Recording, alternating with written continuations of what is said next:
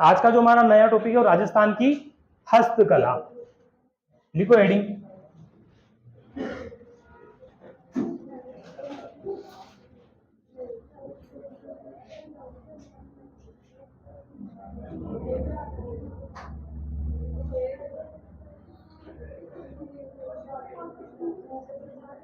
हस्तकला नाम से देखो क्या है, हस्त, इसके टुकड़े कर लो।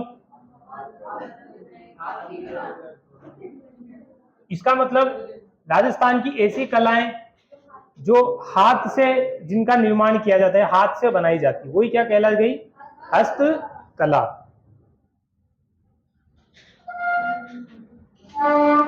मैंने आपको पहले भी बताया, कोई भी आप टॉपिक शुरुआत जब करते हो तो आपको ये पता होना चाहिए, कोई भी टॉपिक आप पढ़ रहे हो तो उसमें किस टाइप के आपके क्वेश्चन पूछते हैं एग्जाम में। जो हस्तकला है इसमें आपके क्वेश्चन क्या बनेंगे, दो तीन मैं आपको ओरली बता देता हूँ। जैसे कि किसी भी हस्तकला का नाम दे देंगे, जैसे थेवा कला एक हस्तकला है राजस्थान की, उससे संबंधित क्वेश्चन क्या पूछेंगे, या तो ये कहाँ की प्रसिद्ध है या फिर इसके कोई प्रसिद्ध कलाकार है तो उनका नाम आपसे पूछेंगे। सिर्फ दो प्रकार के क्वेश्चन बनेंगे इस टॉपिक में से। तो इस टॉपिक में आपको क्या याद रखने, क्या चीज याद रखनी है, एक तो जो भी आप कला पढ़ो वो कहाँ प्रसिद्ध है, राजस्थान के किस जिले में उसका प्रचलन है, और उसके अलावा अगर उस कला के कोई ऐसे प्रसिद्ध कलाकार जिनसे संबंधित क्वेश्चन पूछते हैं तो वो याद रखना है। आई बात समझ में?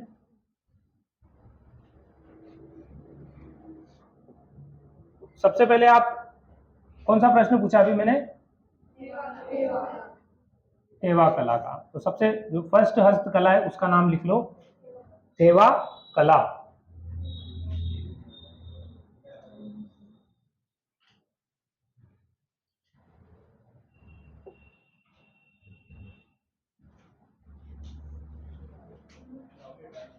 क्या होती है थेवा कला,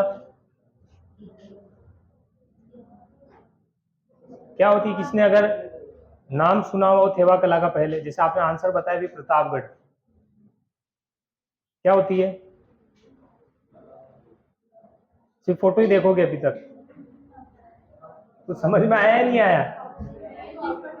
जो थेवा कला इसमें होता है, एक हरे रंग का कांच दिख रहा है इसमें, और इस कांच को, ये जो कांच मुख्य रूप से मिलता है बेल्जियम, इस वजह से इस कांच का एक और नाम है,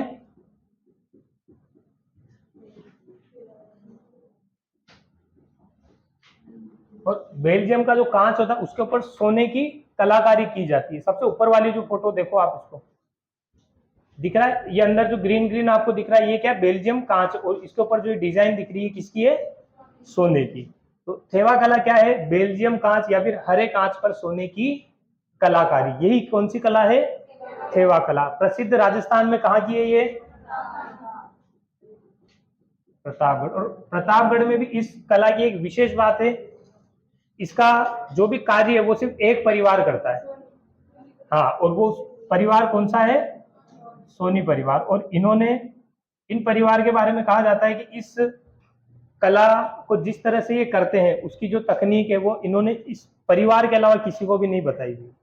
यहाँ तक आज इनके घर में जैसे जो बेटी होती है तो विवाह के बाद वो दूसरे घर चली जाती है, तो उनकी जो घर की बेटियां होती ना, उनको भी नहीं बताई उन्होंने भी किस तरह से इसका कार्य करते हैं।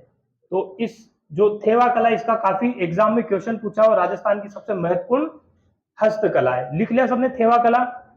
लिखना इसमें, इस कला में, इस कला में हरे कांच, इस कला में हरे कांच, और कोष्टक में कौन सा कांच लिखोगे, बेल्जियम। इस कला में हरे कांच, कोष्टक में बेल्जियम कांच पर, कांच पर सोने की कलाकारी, सोने की कलाकारी की जाती है।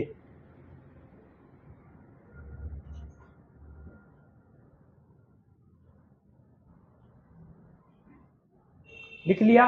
और कहां प्रचलित है ये, प्रतापगढ़। लिख लेना, मुख्य केंद्र प्रतापगढ़।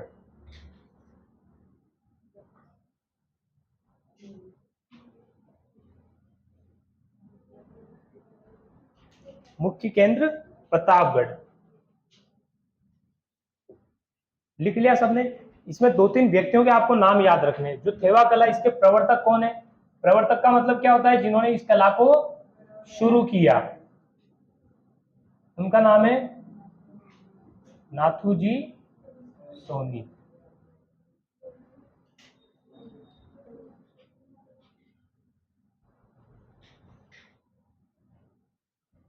इस कला के प्रवर्तक कौन है? नाथूजी सोनी। और एक इस कला के एक और महत्वपूर्ण कलाकार हुए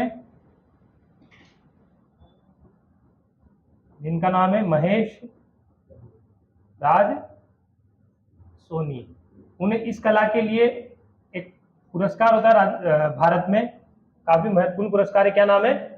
पद्मश्री। तो थेवा कला के लिए महेश राज सोनी, इन्हें क्या मिला हुआ है? पद्मश्री भी मिला हुआ है। तो इसके प्रवर्तक का नाम लिखना सबसे पहले, नाथूजी सोनी। और जो अगले कलाकार जिन्हें इस कला के लिए पद्मश्री भी मिला हुआ है, क्या नाम है उनका? महेश राज सोनी। एक और इस कला के प्रमुख कलाकार का नाम लिखना, गिरीश कुमार।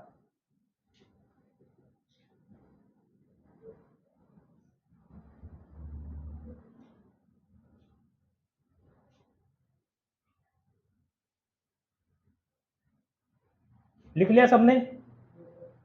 एक व्यक्ति का और नाम याद रखना इस सेवा कला में आपको, जस्टिन वकी। इनके बारे में कहा जाता है इस कला को अंतरराष्ट्रीय स्तर पर जिन्होंने महत्व दिलाया, उनका नाम क्या है? जस्टिन वकी। अगली लाइन में लिखना, जस्टिन वकी ने इस कला को अंतरराष्ट्रीय स्तर पर, जस्टिन वकी ने इस कला को अंतरराष्ट्रीय स्तर पर प्रसिद्ध किया।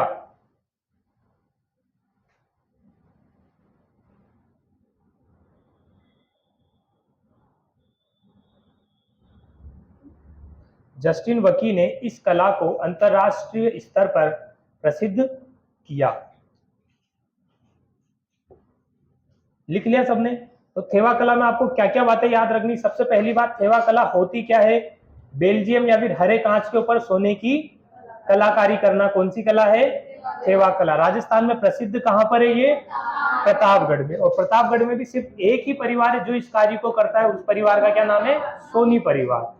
इसके प्रवर्तक कौन है? नाथूजी सोनी। इसके बाद ऐसे कौन कलाकार जिन्हें थेवा कला के लिए पद्मश्री भी मिला हुआ है? महेश राज सोनी। एक और प्रसिद्ध कलाकार गिरीश कुमार। ऐसे कौन से व्यक्ति हैं जिन्होंने थेवा कला को अंतरराष्ट्रीय स्तर पर प्रसिद्ध किया? जस्टिन वकी। तो ये चारों पांचों जो मैंने लाइनें लिखवाई है थेवा कला में, इन सबसे क्वेश्चन आया हुआ है। और भविष्य में अगर कोई क्वेश्चन आता है थेवा कला से तो इनसे बाहर नहीं जाएगा। आई बात समझ? तो चारों पांचों बातें इसमें याद रखनी है आपको। ठीक है, लिख लिया?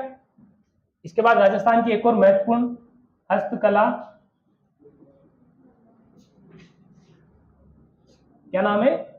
मीनाकारी।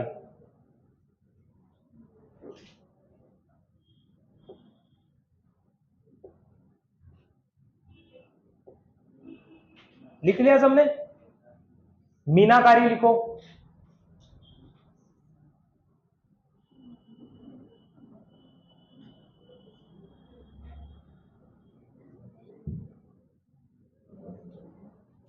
मीनाकारी लिख लिया?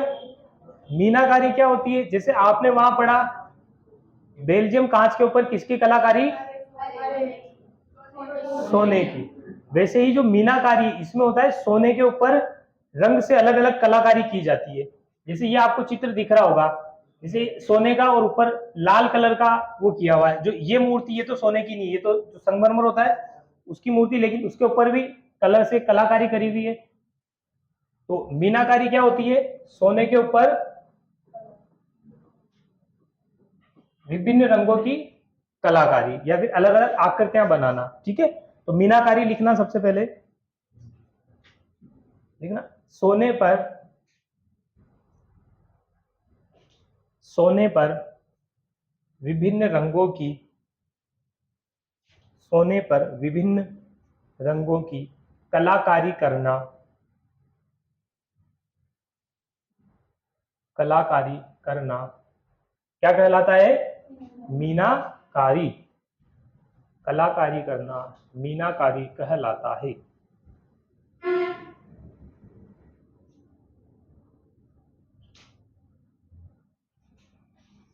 मीनाकारी प्रसिद्ध कहाँ की है राजस्थान में? पढ़ा हुआ है क्या पहले मीनाकारी के बारे में, या जानते हो आप? हाँ, नहीं जानते? मीनाकारी राजस्थान में कहाँ की प्रसिद्ध है? जयपुर की। लिख रहा है इसमें। मुख्य केंद्र मीनाकारी का राजस्थान में कौन सा है? जयपुर।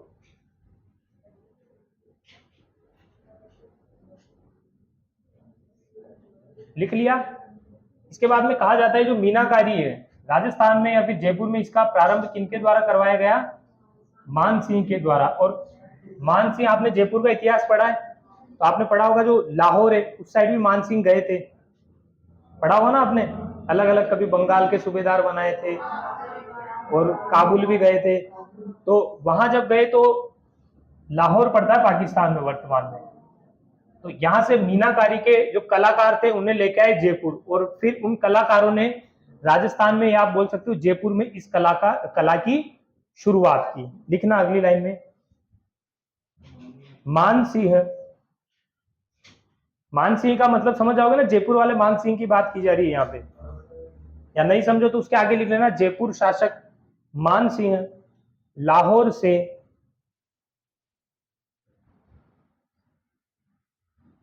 से मीनाकारी के कलाकारों को, लाहौर से मीनाकारी के कलाकारों को जयपुर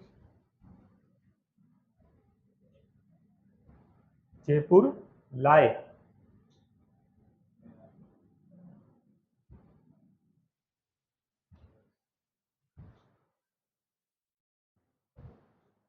समझ गए? इसके बाद जो मीनाकारी है, इसके प्रसिद्ध कलाकार जिन्हें पद्मश्री मिला हुआ है इस कला के लिए, क्या नाम है? कुदरत सिंह। लिखना, प्रसिद्ध कलाकार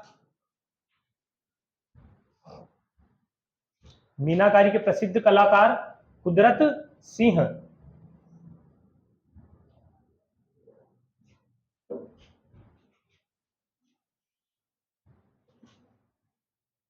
लिख लिया, कुदरत सिंह। मीनाकारी में आपको क्या क्या बातें याद रखनी है? सबसे पहली बात, मीनाकारी कला क्या होती है? सोने के ऊपर विभिन्न अलग अलग रंगों की कलाकारी करना क्या कहलाती है? मीनाकारी। राजस्थान में कहाँ की प्रसिद्ध है मीनाकारी? जयपुर की। जयपुर के कौन से शासक है जिन्होंने इस कला को शुरुआत की है? मान सिंह। कैसे? लाहौर से इस कला के कलाकारों को जयपुर लेकर आए। और वर्तमान में इस कला के संबंध में महत्वपूर्ण या प्रसिद्ध कलाकार किनका नाम है? कुदरत सिंह का, जिन्हें भी इस कला के लिए क्या मिला हुआ है? पद्म श्री मिला हुआ है। आई बात समझ में? इनके बाद अगली लिखना,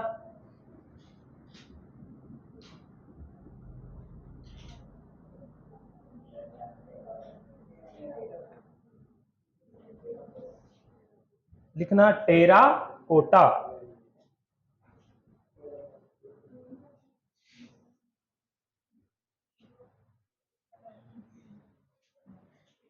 लिख लिया। टेराकोटा नाम सुना हुआ है क्या? क्या होता है टेराकोटा में? मिट्टी के जो सजावटी वस्तुएं हो गई, खिलौने, उन सबको बनाने की जो कला है उसे क्या कहते हैं? टेराकोटा। इस प्रकार से मिट्टी की कलाकारी की जाती है। और इसके लिए जो राजस्थान में एक प्रसिद्ध स्थान है, एग्जाम में नाम पूछा जाता है उस गांव का, क्या नाम है? मोलेला। काफी प्रसिद्ध है ये गांव टेराकोटा कला के लिए। इस कला में होता क्या है? मिट्टी और मिट्टी के साथ गोबर, इन दोनों को मिक्स करके जो भी आकृति बनानी, चाहे खिलौना बनाना है, चाहे किसी भी प्रकार की कलाकृति बनानी है, वो बनाकर उसे सुखा देते हैं। और जैसे थोड़ी बहुत सूख जाती है उसके बाद उसे 800 डिग्री सेंटीग्रेड तापमान पर गर्म करते हैं। गर्म करने के बाद वो सख्त हो जाती है, ठीक है। उससे फिर जो आकृति जिस कला का बनती है उसे क्या कहते हैं? टेराकोटा। आगे बात समझ में। प्रसिद्ध राजस्थान में कहाँ की है? मोलेला। और जो मोलेला गांव है ये कहाँ पड़ता है? राजसमंद में। लिखो अगली जो आपके हस्तकलाएं,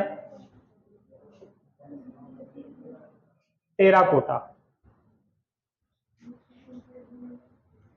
लिखना मिट्टी, मिट्टी की सजावट सामग्री, सजावट सामग्री या खेल सामग्री, खेल सामग्री। खेल सामग्री मतलब छोटे मोटे खिलौने बनाते हैं ना मिट्टी के, उनकी बात हो रही है। खेल सामग्री बनाना टेराकोटा कहलाता है। और इसका प्रोसीजर आपको याद नहीं रखना, सीधा सा मिट्टी और उसमें थोड़ी मात्रा में गोबर मिलाकर उन्हें लुगदी जैसे बनाई जाती है वैसे बनाकर जिस भी आकृति में उसको ढालना है वो आकृति बना देते हैं। थोड़ा बहुत उसे सुखाकर फिर 800 डिग्री के तापमान पर गर्म कर देते हैं या उसे पका लेते हैं और उसके बाद में जो आकृति उसका निर्माण हो जाता है। ठीक है। और प्रसिद्ध या मुख्य केंद्र राजस्थान में कहां पर है इसका? लिखना प्रसिद्ध केंद्र मोलेला। और जो मोलेला गांव में कहां पड़ता है? राजसमंद में। मुख्य केंद्र मोलेला, मुख्य केंद्र मोलेला और मोलेला आगे ब्रैकेट में लिखना राजसमंद। और इस कला के प्रमुख कलाकार हुए हैं जिनका नाम है मोहनलाल। ठीक है। और 1 या 2 साल पहले इनकी मृत्यु भी हो चुकी है, उस हिसाब से इनका नाम भी महत्वपूर्ण है। ठीक है। इसके प्रसिद्ध कलाकार का नाम लिखना मोहनलाल।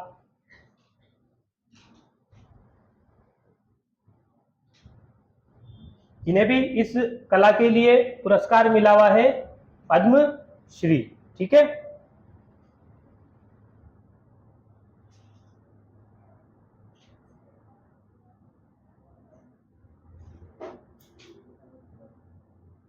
लिख लिया सबने?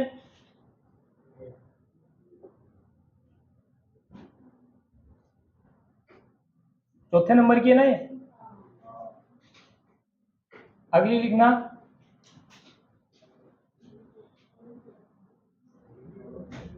अगली जो राजस्थान की हस्तकला है क्या नाम है? Blue pottery. कहां की प्रसिद्ध है? जयपुर की। क्या होता है इस कला में? बिल्कुल, नाम से ही पता है, पोट्री का मतलब होता है पात्र। ठीक है। ये पात्रों का निर्माण करना, और आगे ब्लू लग गया इसका मतलब नीले कलर में। तो इस ब्लू पोट्री जो हस्तकला है इसमें क्या होता है? चीनी के सफेद बर्तन बने हुए होते हैं और उनके ऊपर नीले रंग से अलग अलग डिजाइन, अलग अलग कलाकारी की जाती है। और उसी जो हस्तकला है उस हस्तकला को क्या नाम दे दिया? Blue pottery. ये तस्वीरें दिख रही होगी आपको, अलग अलग पात्र हैं, सफेद चीनी चीनी मिट्टी में बने हुए थे और उसके बाद नीले रंग से अलग अलग कलाकारी करती। ठीक है। लिखना इसमें ब्लू पोट्री में चीनी मिट्टी के सफेद बर्तनों, चीनी मिट्टी के सफेद बर्तनों पर नीले रंग की कलाकारी करना, चीनी मिट्टी के सफेद बर्तनों पर नीले रंग की कलाकारी करना ब्लू पोट्री कहलाता है। ब्लू पोट्री कहलाता है। और आपने बताया ब्लू पोट्री राजस्थान में कहां की प्रसिद्ध है?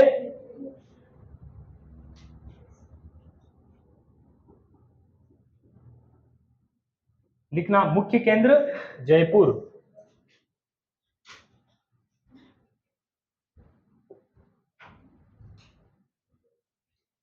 लिख लिया सबने? जो ब्लू पोट्री इसको राजस्थान में कैसे लेके आए, या राजस्थान बोल लो या फिर जयपुर बोल लो। जो ब्लू पोट्री ये पहले पर्सिया ईरान में चलती थी, या ईरान में जो हस्तकला इसका क्या था? प्रचलन था। ईरान से ये आई दिल्ली जो एक कला थी, क्योंकि आपको पता है भारत में उस समय काफी विदेशी आक्रमण हुए, तो अलग अलग जो शासक आते थे तो उनके साथ कुछ कलाकार को भी साथ में लेके आते थे। तो वैसे ही कला कहां पर आई? दिल्ली। और जयपुर के एक शासक हुए हैं जिनका नाम है राम सिंह द्वितीय। इन्होंने अपने यहाँ से मतलब जयपुर के 2 कलाकारों को दिल्ली भेजा, और उन कलाकारों के भी नाम याद रख लेना।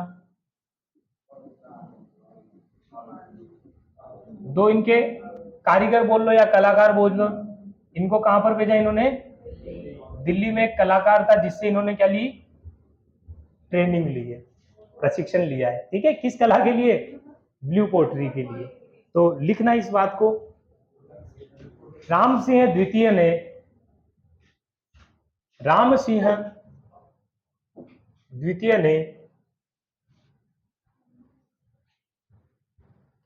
द्वितीय ने कालू व चूड़ामन नामक कारीगरों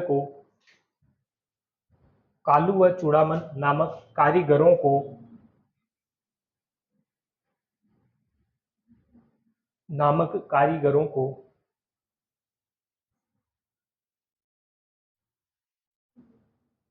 दिल्ली भोला नामक कलाकार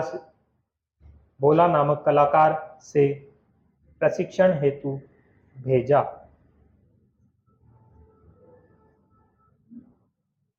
भोला नामक कलाकार से प्रशिक्षण हेतु भेजा। क्योंकि ये बात आपकी स्कूल की जो 9वीं 10वीं की किताबें चलती है ना, उसमें लिखी हुई है। हो सकता है कभी एग्जाम में क्वेश्चन पूछ ले, ब्लू पोट्री के लिए राम सिंह द्वितीय ने किन कलाकारों को दिल्ली ट्रेनिंग के लिए भेजा, तो आंसर आपको क्या करना है? कालू और चूड़ामन। ठीक है, लिख लिया आपने। और इसके वर्तमान में इसके प्रसिद्ध कलाकार का नाम कृपाल सिंह शेखावत। लिखना इसमें, प्रसिद्ध कलाकार कृपाल सिंह शेखावत। इनकी भी शायद मृत्यु हो चुकी है, कंफर्म नहीं है, शायद तक हो चुकी है। प्रसिद्ध कलाकार कृपाल सिंह शेखावत। और इनके बारे में कहा जाता है, जैसे जो ब्लू पोट्री है, तो ब्लू पोट्री का नाम ब्लू क्यों हुआ? क्योंकि इस जो चीनी के मिट्टी के जो बर्तन होते हैं उनके ऊपर कौन सा रंग रंगा जाता है? नीला रंग। लेकिन जो कृपाल सिंह शेखावत थे, इन्होंने नीले के अतिरिक्त अन्य रंगों को भी प्रयोग में लिया। इस कारण इनके द्वारा जो शैली विकसित की गई, उस शैली का क्या नाम हो गया? कृपाल शैली। अगर कभी ऐसा क्वेश्चन पूछ ले, कृपाल शैली का संबंध किस हस्तकला से है, तो आंसर क्या कर दोगे? ब्लू पोट्री से। आई बात समझ में? लिखना अगली लाइन में, कृपाल सिंह जी ने नीले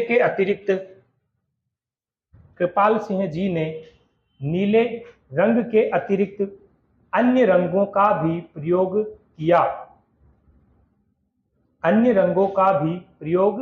किया, जिसे क्या कहा गया बाद में? कृपाल शैली। जिसे कृपाल शैली भी कहा जाता है। जिसे कृपाल शैली भी कहा जाता है।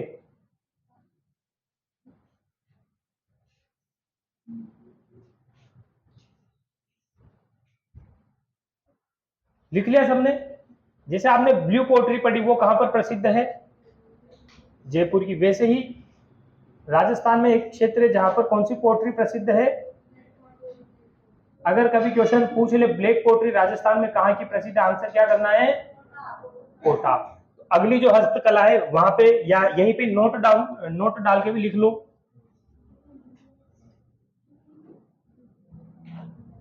ब्लैक पोट्री कहां की है? कोटा।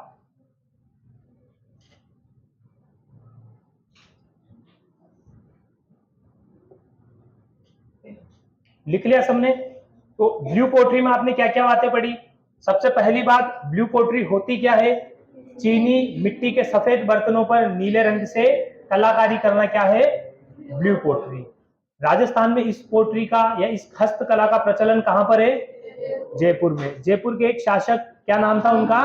राम सिंह द्वितीय ने 2 कलाकारों को कहां भेजा? दिल्ली, इस हस्तकला के लिए प्रशिक्षण लेने के लिए। और दो कलाकारों के क्या नाम थे, कालू और चूड़ामन। दिल्ली में किसके पास भेजा है कि भोला नामक कारीगर के पास में। ठीक है। राजस्थान में इसके प्रसिद्ध कलाकार कौन हुए, कृपाल सिंह शेखावत, जिन्होंने नीले रंग के अलावा अन्य रंगों का भी प्रयोग किया। और अन्य रंगों का प्रयोग किया, उससे जो शैली विकसित हुई है उस शैली का क्या नाम रख दिया, कृपाल शैली। और क्या पढ़ा, ब्लू पोट्री के अलावा एक और राजस्थान में प्रचलन ब्लैक पोट्री का, जो कि कहाँ की प्रसिद्ध है, कोटा की। आई बात समझ में। इसके बाद अगली हस्तकला लिखना, बादले।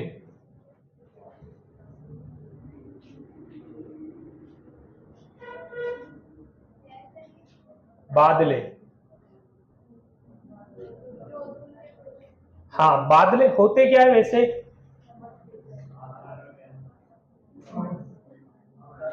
जो जिंक, जिंक नाम सुना है, जिंक धातु एक होती है,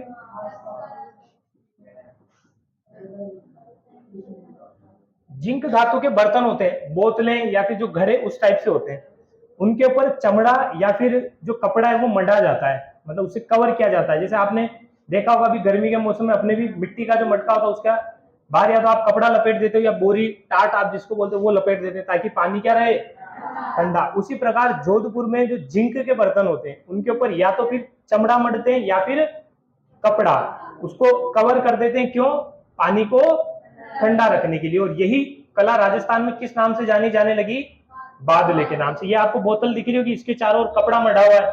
ठीक है, इस प्रकार की आकृति होती है बादलों की। लिखो बादले। और ये प्रसिद्ध कहां के हैं, जोधपुर के। लिखना बादले में, जिंक के बर्तनों पर, जिंक, जिंक का मतलब ये तो समझ जाओगे ना, धातु है ये, या नहीं समझोगे, जो नहीं समझो लिख लेना, जिंक धातु के बर्तनों पर कपड़े ओब्लिक, कपड़ा ओब्लिक चमड़ा मढ़ना, मढ़ना का मतलब समझ गए ना, उसके चारों लपेट देते हैं, चमड़ा मढ़ना, ताकि, ताकि बर्तनों में, ताकि बर्तनों में पानी ठंडा रहे।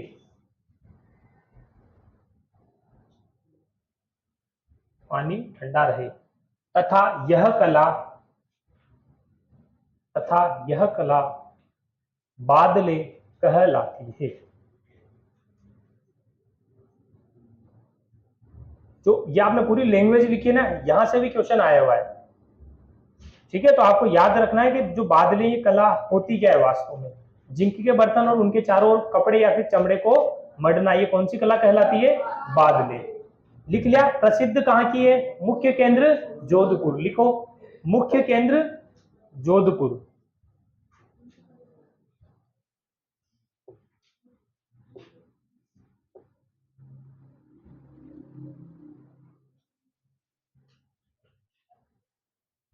लिख लिया।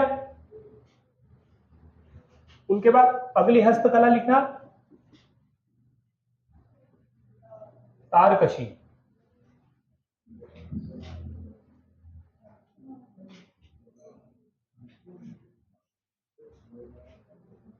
तारकशी। लिखो अगली जो हस्तकला है वो, तार, खेत पे करवानी है क्या तारबंदी, तारकशी लिखा हुआ है ये, जिसे आप खेत पे तारबंदी करवाते हो वैसे ये तारकशी, तार को कसेंगे। ठीक है, होती क्या है ये कला, जो चांदी के काफी बारीक बारीक से वायर तार होते हैं और उन्हें अलग अलग आकृति में मोड़कर या कोई भी अलग पात्र अलग आकृति उसके ऊपर मढ़ा जाता है, मतलब लगाया जाता है और अलग अलग आकृतियां दी जाती है। और यही कला राजस्थान में किस नाम से जानी जाती है, तारकशी के नाम से। ये तस्वीर देखो आप, जैसे एक छोटा सा लकड़ी का पात्र है, इसके ऊपर जो तार है इनकी डिजाइन करी हुई है, और यही कला क्या कहलाती है, तारकशी। क्वेश्चन पूछा हुआ है ये तारकशी वाला, और सिर्फ एक ही क्वेश्चन पूछा हुआ है कि जो तारकशी है प्रसिद्ध कहाँ की है, राजस्थान में।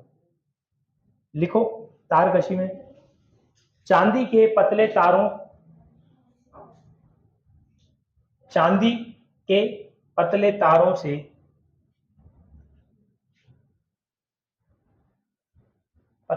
से आभूषण अथवा कलाकारी करना तारकशी कहलाती है। तारकशी कहलाती है। समझ गए? तो इससे आभूषण भी बनाए जाते हैं चांदी के पतले पतले तारों से, और इसके अलावा कलाकारी भी अलग अलग प्रकार से की जाती है, जिसे क्या कहते हो, तार कशी। और राजस्थान में इसका प्रचलन कहां पर है, प्रसिद्ध कहां की मुख्य केंद्र कौन सा है, नाथ द्वारा। और नाथ द्वारा कहां पड़ता है, राजसमंद में। लिखना मुख्य केंद्र नाथ द्वारा, मुख्य केंद्र नाथ द्वारा, ब्रैकेट में लिखना क्या, राजसमंद। ठीक है।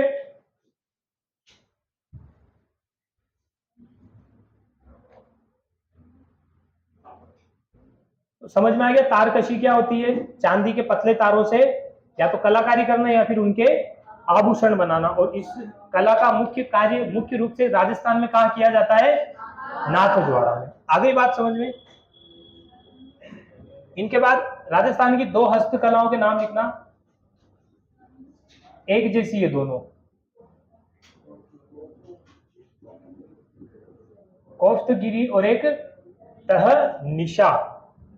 सुने हुए क्या नाम, नहीं सुने, तस्वीर देखते ही आप समझ जाओगे। कोफ्तगिरी और अगली लाइन में लिखना तहनीशा, दो लाइन छोड़ के लिखना, ठीक है। हाँ हाँ, लिख लो आराम से।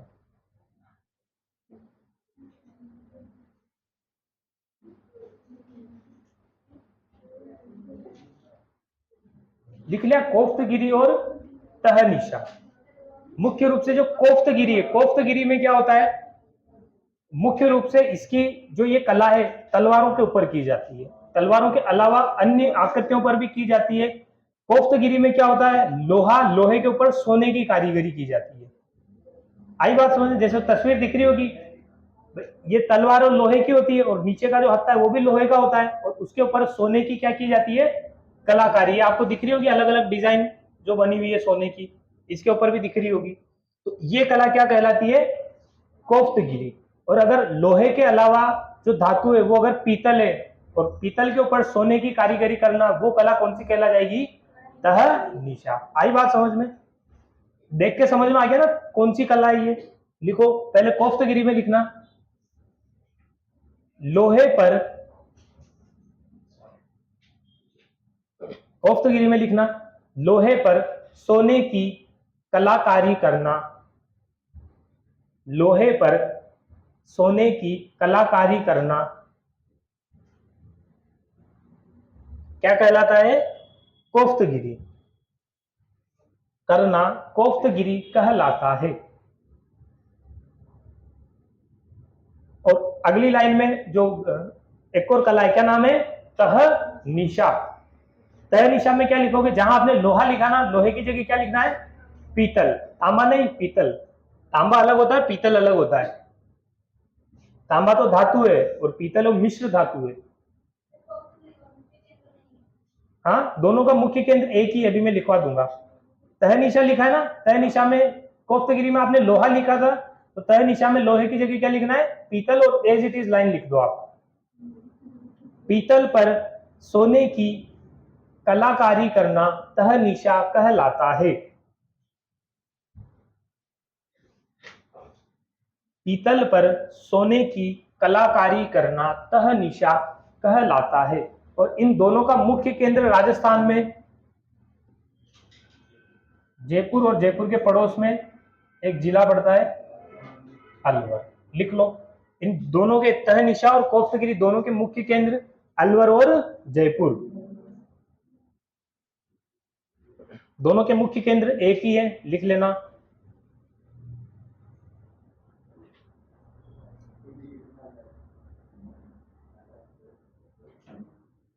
लिख लिया कोफ्तगिरी और तहनीशा।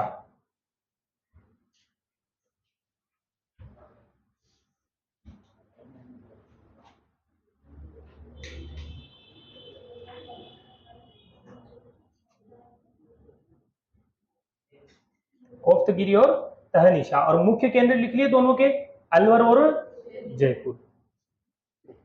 इनके बाद कल आपने स्त्री परिधान पढ़े थे, तो उसमें मैंने रंगाई लिखवाई थी। रंगाई के मुख्य रूप से 3 प्रकार आपने वहां पढ़े थे, कौन कौन से? एक पोमचा, एक लहरिया और एक चुनरी। पोमचा क्या था? सीधा सा आपको याद रखना है, जब किसी शिशु का जन्म होता है तो मातृपक्ष मतलब बच्चे के ननिहाल वालों की तरफ से कपड़े आते हैं। मुख्य रूप से माता के लिए जो वस्त्र आता है दो रंग का हो सकता है, या तो पीले रंग का या फिर गुलाबी। पीले रंग का कब लेके आएंगे? लड़के के जन्म पर। गुलाबी रंग का लड़की के जन्म पर। ठीक है। इसके बाद आपने अगला क्या पढ़ा था? लहरिया। लहरिया मैंने बता दिया था, आडी रेखाएं होती है विभिन्न रंगों की, और वो क्या कहला जाती है? लहरिया। उसके बाद एक आपने पढ़ी थी चुनरी, पढ़ी थी ना, कहाँ की प्रसिद्ध है? जोधपुर। वैसे ही राजस्थान में अलग अलग स्थानों पर रंगाई और छपाई का काम किया जाता है। जैसे आपने सबसे नजदीक आपने नाम सुना होगा सांगानेरी प्रिंट, कपड़े भी मिलते हैं। बगरू प्रिंट का आपने नाम सुना होगा। जयपुर में तो 2 है प्रमुख केंद्र, एक अजरक प्रिंट का नाम सुना होगा, मलिर प्रिंट का नाम सुना होगा, बंदेज का नाम सुना होगा, एक दाबू प्रिंट अलग से होता है उसका नाम सुना होगा। तो अब जो 8-10 हैं ये आप सारे प्रिंट या फिर रंगाई के अलग अलग प्रकार पढ़ोगे। ठीक है। वैसे तो हस्तकला में ही आता है, क्योंकि ये जो कार्य वो हाथ से ही किया जाता है। ठीक है। तो सबसे पहला नाम लिखना,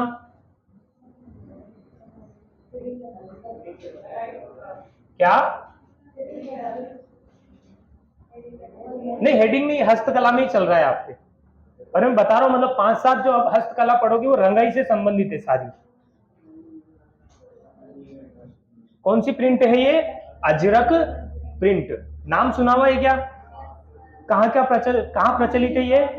बाड़मेर में। ठीक है। और एक बात और ध्यान रखनी, रंगाई छपाई यहां से आपके जो क्वेश्चन आएगा, मेनली क्वेश्चन बनता है कहां की प्रसिद्ध है। और इसके अलावा अगर थोड़ा सा डीप में अगर क्वेश्चन पूछते हैं तो ये पूछते हैं कि इन जैसे अजरक प्रिंट है, इसमें कौन से रंग का सर्वाधिक प्रयोग किया जाता है। ठीक है। इस तरह के क्वेश्चन बन सकते हैं। अजरक प्रिंट सबसे पहली बात प्रसिद्ध कहां की है? बाड़मेर की। और इसमें कौन से रंगों का प्रयोग सर्वाधिक किया जाता है?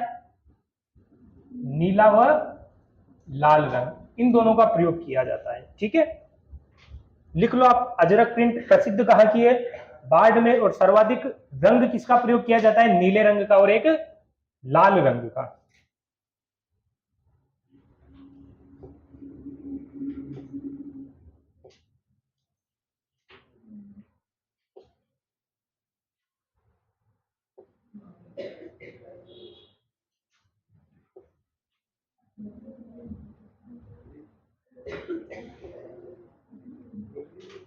लिख लिया?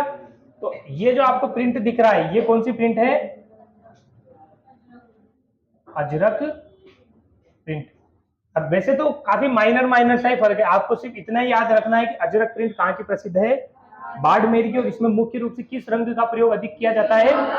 नीले और कौन सा? लाल रंग। ठीक है। और इसमें ज्यामिति अलंकरण बनाए जाते हैं। इसका मतलब ज्यामिति आपने पढ़ी होगी, ये त्रिभुज, वृत्त, आयत, इस प्रकार से अलग अलग आकृतियां बनाई जाती है इस प्रिंट में।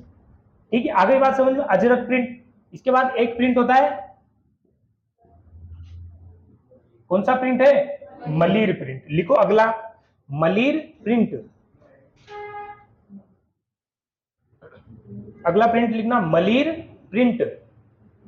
मलिर प्रिंट ये कहां का प्रसिद्ध है? ये भी कहां का प्रसिद्ध है? बाड़मेर का।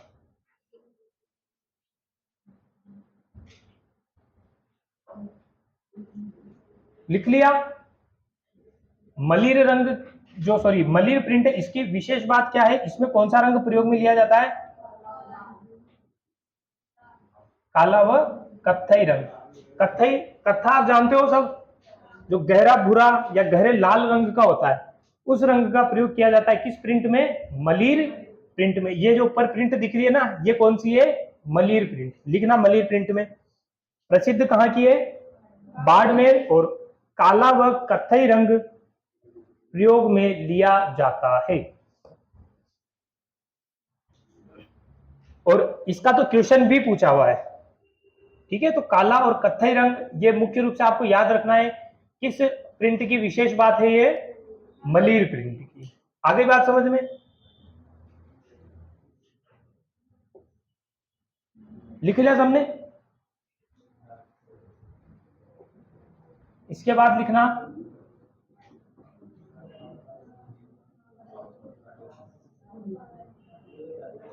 जो बाड़मेर की मुख्य रूप से जो प्रिंट है या रंगाई छपाई है वो दो ही है, एक अजरक और एक मलिर। मलिर में आपको याद रखना काला और कत्थई रंग प्रयोग में लिया जाता है। अगली प्रिंट लिखना सांगानेरी प्रिंट।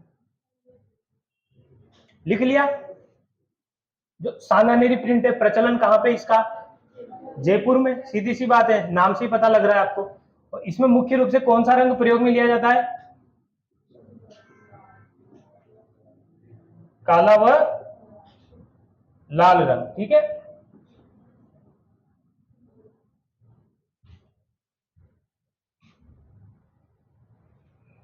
सांगानेरी प्रिंट, सांगानेर जयपुर, और इसमें मुख्य रूप से प्रचलन किस रंग का है? काले और लाल रंग का। इसके बाद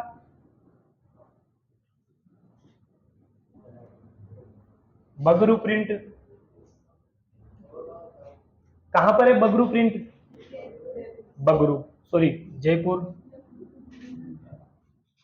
और जो बगरू प्रिंट है ये किस लिए प्रसिद्ध है?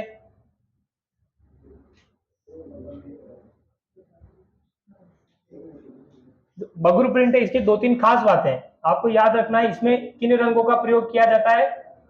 प्राकृतिक रंगों का प्रयोग किया जाता है। और मुख्य रूप से जो छपाई है वो किनकी की जाती है? बेल बूटों की।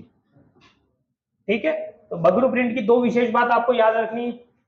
प्रयोग में कौन सा कलर लिया जाता है? प्राकृतिक रंगों का प्रयोग किया जाता है। और जो छपाई है मुख्य रूप से किनकी की जाती है इसमें? बेल बूटों की।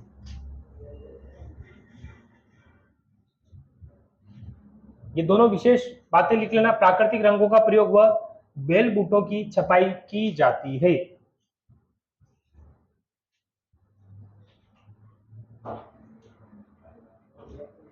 लिख लिया सबने? सांगानेरी प्रिंट और बगरू प्रिंट लिख लिया?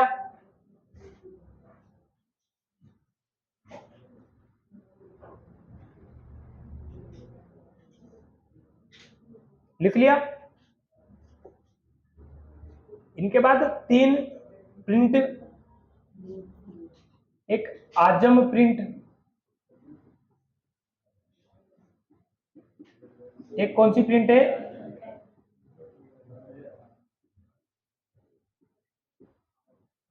एक प्रिंट है दाबू प्रिंट। इन तीनों का प्रचलन या इन तीनों का मुख्य केंद्र कहां पर है? आकोला एक स्थान पड़ता है, कहां पर? चित्तौड़गढ़ में। ठीक है, तो इन तीनों के लिए लिख लेना आजम प्रिंट, जाजम प्रिंट और एक दाबू प्रिंट। इन तीनों का मुख्य केंद्र कहां पर है?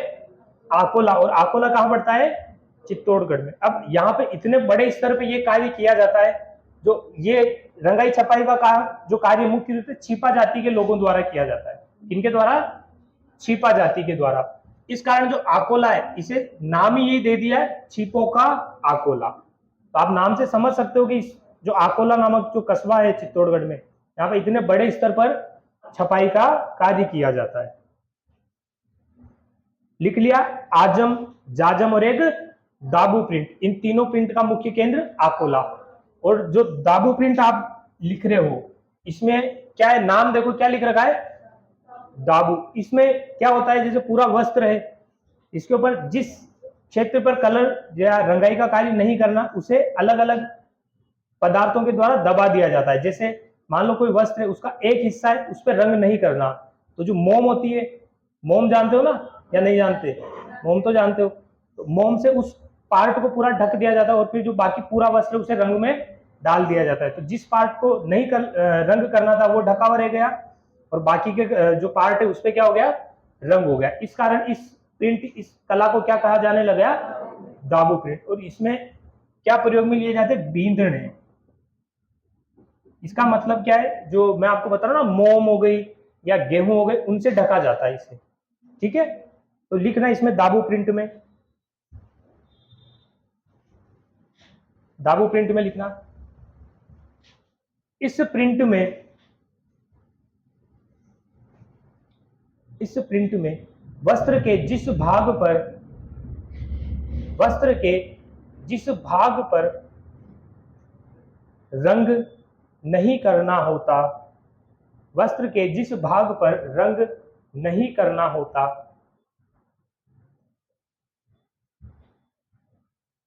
उसे मोम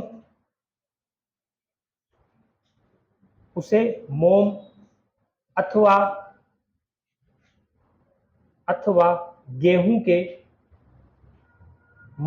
गेहूं के बींधणे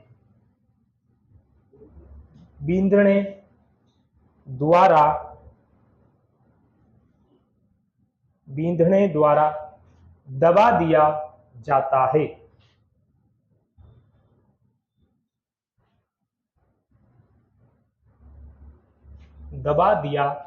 है।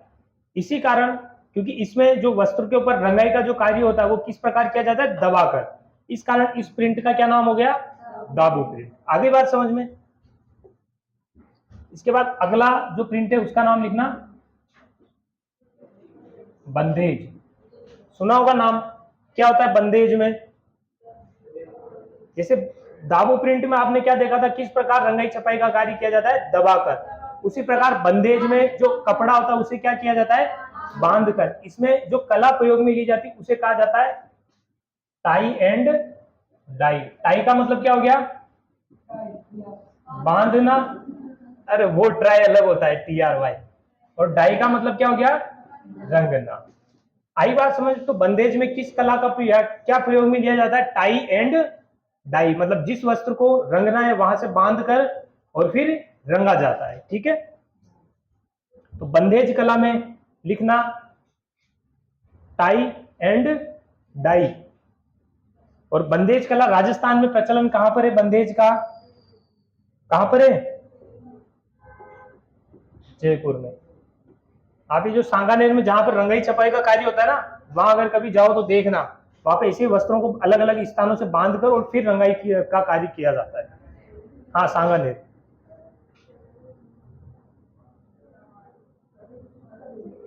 लिख लिया बंदेज,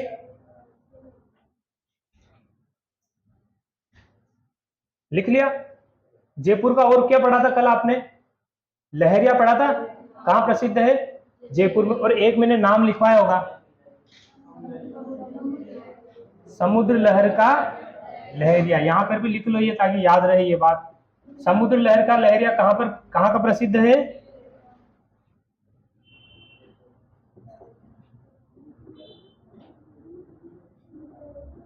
लिख लेना। अगला जैसे बंदेज हो गया, बंदेज के बाद में अगला लिखना समुद्र लहर का लहरिया। बंदेज के अलावा बाद में लिखना, ये यहां तक तो टाई एंड डाई और जयपुर लिख लिया। उसके बाद समुद्र लहर का लहरिया कहां का प्रसिद्ध है, जयपुर का। और एक और आपने कल क्या लिखा था, चुनरी कहां की प्रसिद्ध है, जोधपुर।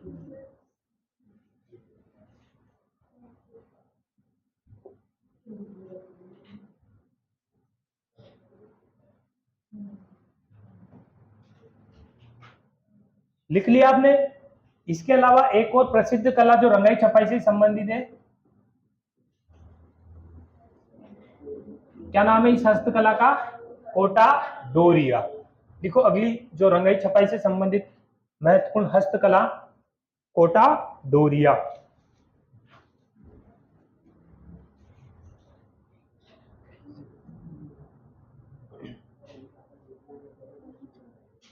कोटा डोरिया कहां की प्रसिद्ध हो सकती है, नाम में ही पता है आपको। राजस्थान में दो स्थान,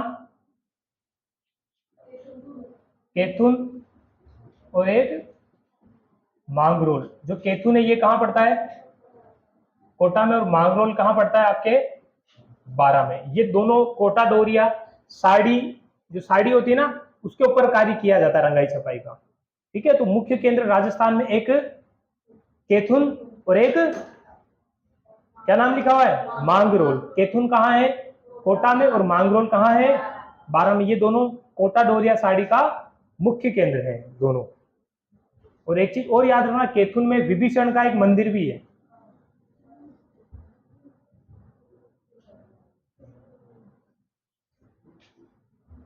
लिख लिया आपने? कैथुन और मांगरोल ये दोनों क्या है इसके मुख्य केंद्र।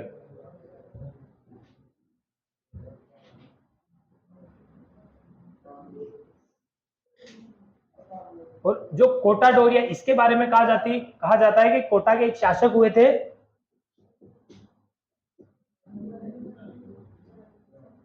जालिम सिंह झाला। इन्होंने एक हैदराबाद से एक कलाकार को लेके आए थे,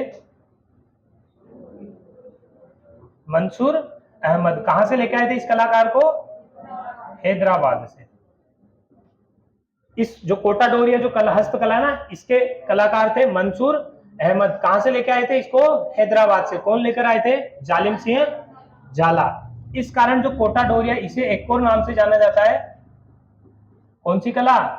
मंसूरिया कला, क्योंकि इनके नाम में आ रहा है ना, क्योंकि इन कलाकारों ने ही कोटा में इस कला को शुरुआत की थी, इस कारण से। तो अगली लाइन में लिखना, जालिम सिंह झाला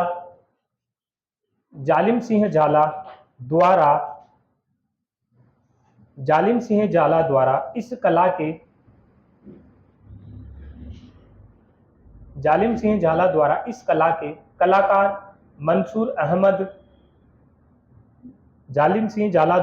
कला के कलाकार मंसूर अहमद को हैदराबाद से लाया गया।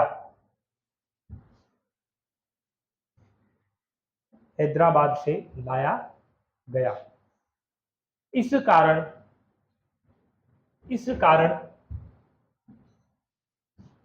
यह कला किस नाम से भी जानी जाती है? मंसूरिया कला। इस कारण यह कला मंसूरिया कला के नाम से भी जानी जाती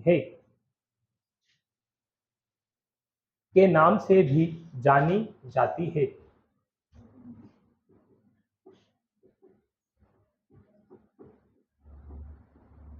इसके जो प्रमुख कलाकार हैं इनका नाम लिख लेना, श्रीमती जैनब।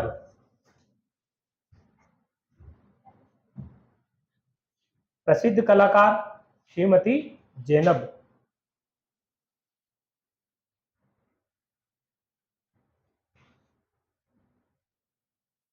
तो मंसूरिया कला कहाँ की प्रसिद्ध है? कहाँ की है? कोटा की। ठीक है। और इसका एक और दूसरा नाम क्या हो गया? कोटा डोरिया। प्रसिद्ध कलाकार का नाम लिखना, बॉक्स में लिखा हुआ मैंने श्रीमती जैनब। क्योंकि सिर्फ जैनब लिखते तो आप कंफ्यूज हो जाते ये मेल है या फीमेल है। आगे श्रीमती लिख लिया, इसका मतलब आप समझ जाओगे क्या है ये? फीमेल। ठीक है।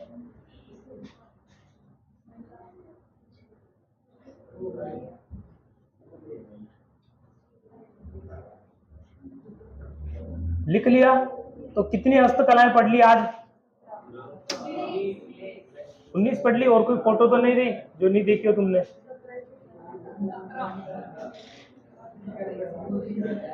लगभग 37-38 के आसपास ये हस्तकला पढ़ोगे। अभी तो 17 हुई है। बाकी की उनमें सिर्फ छोट सा आपको याद रखना, जैसे मिरर का वर्क कहाँ का प्रसिद्ध है? जैसलमेर का। जो कागजी बर्तन है वो कहाँ के प्रसिद्ध है? अलवर के। तो बस वो चीजें और याद रखनी। कल अपना ये टॉपिक हो जाएगा पूरा, और इसके बाद में एक छोटा सा टॉपिक और अपन कल का कर लेंगे। राजस्थान में पहले प्रथाएं चलती थी, सती प्रथा, कन्यावध, दातन प्रथा, उन सबको कल हम कंप्लीट कर लेंगे। ठीक है क्या?